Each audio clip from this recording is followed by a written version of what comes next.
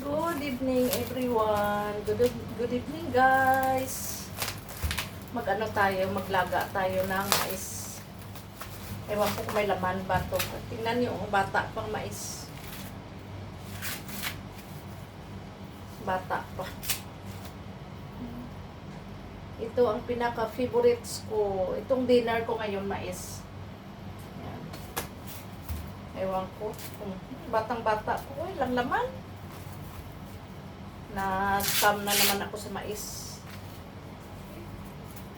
Dito kasi bakit kaya ganyan, no? Yung mga mais dito sa Middle East. Ay, bata pa talaga, walang laman. Ano kinukuha na nila, bata pa?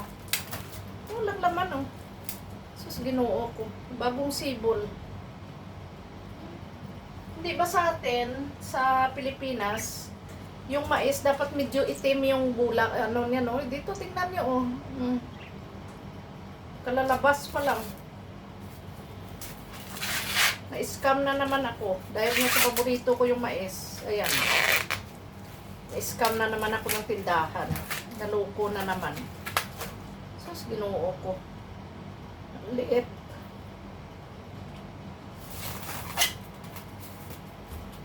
Limang piraso ang liit. Diyos ko. 200. Ay.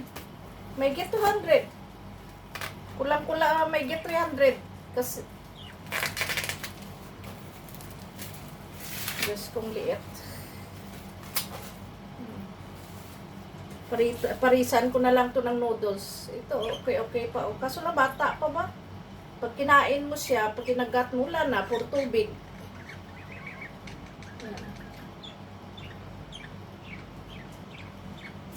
Wala na, 5 piraso lang laman ng isang box.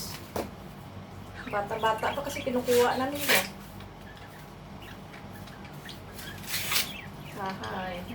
Hindi katulad sa atin ng basihan natin doon yung ano niya no buhok na medyo maitim na yan. Ano na yan, okay na yan. Yan. Thank you guys. Thank you everyone. Mais yung dinner.